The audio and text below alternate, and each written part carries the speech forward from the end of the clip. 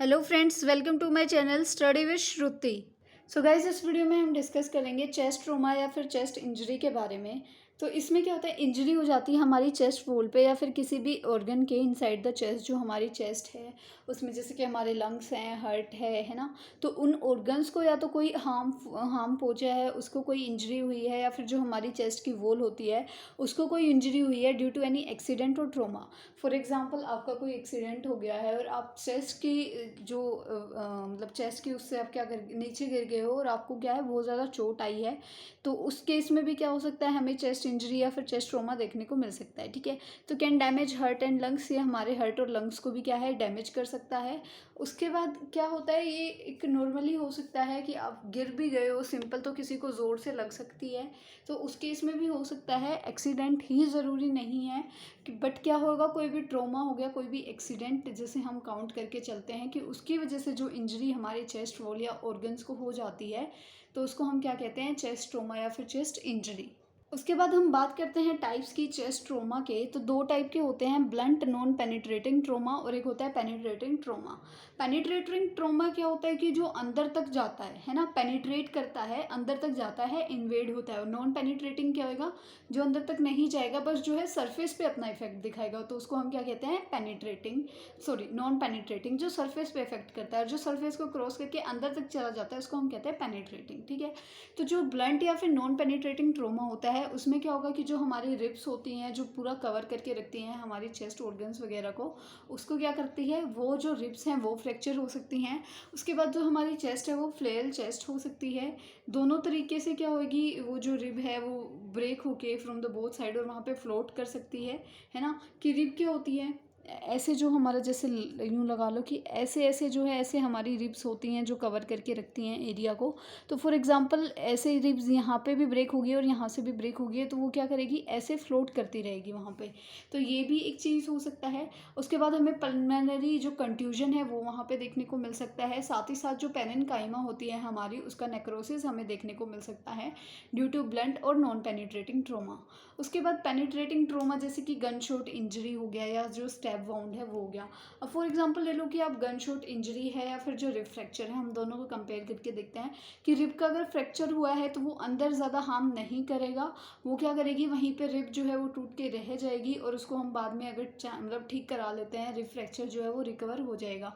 लेकिन अगर gun shot injury होती है तो जो बुलेट होती है वो क्या करती है, क्रॉस कर जाती है, बिल्कुल अंदर तक क्या कर जाएगी, पेनिट्रेट कर जाएगी। तो ये डिफरेंस होता है नॉन पेनिट्रेटिंग और पेनिट्रेटिंग ट्रोमा में।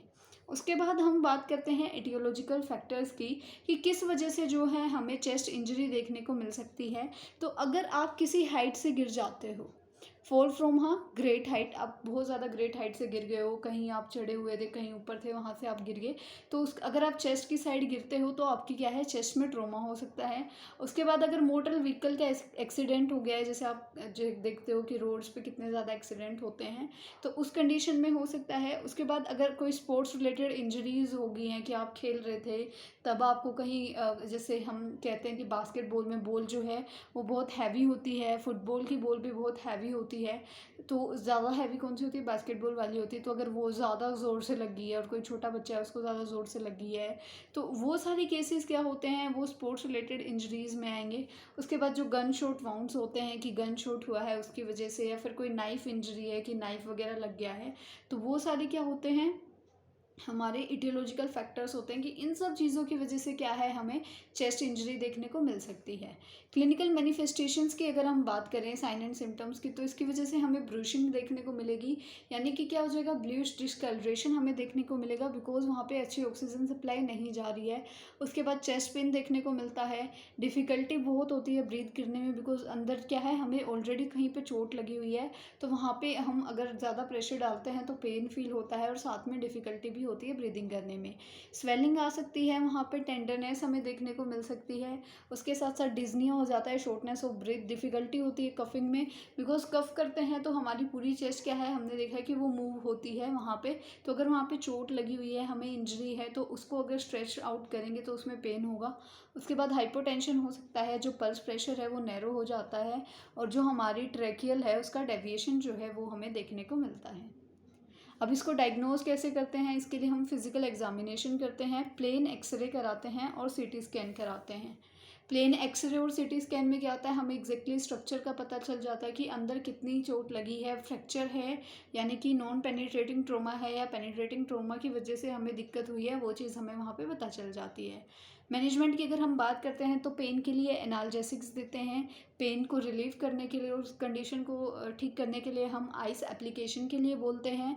सप्लीमेंटली ऑक्सीजन जो है हम पेशेंट को देते हैं, वेंटिलेटरी सपोर्ट दे सकते हैं अगर बहुत ज़्यादा नीड है, रिक्वायरमेंट है, फिजियोथेरेपी कर सकते हैं। अंदर जाके अगर पस वगैरह की फॉर्मेशन हो रही है या कफ की वजह से स्पूटम ज़्यादा फॉर्म हो रहा है वहाँ पे, तो हम सेक्शनिंग कर सकते हैं। उसके साथ साथ एंटी माइक्रोबियल जो थेरेपी वगैरह होती है, मेडिकेशंस होती हैं, वो हम पेशेंट को दे सकते हैं। कॉम्प्लिकेशंस की अगर हम बात करते हैं तो एब्डोमिनल जो इंजरीज़ होती हैं वो हो सकती हैं, ह्यूमोथोरेक्स हो सकता है, न्यूमोनोथोरेक्स हो सकता है, सर्जिकल एम्फाइमा जो है वो हमें देखने को मिल सकता है, ट्रोकियो ब्रैंकियल डिसरप्शन देखने को मिल सकती है और ऑर्टिक डिसरप्शन भी जो है देखने को मिल सकती है अगर हमें चेस्ट ट्रॉमा या फिर चेस्ट इंजरी हो गई है तो।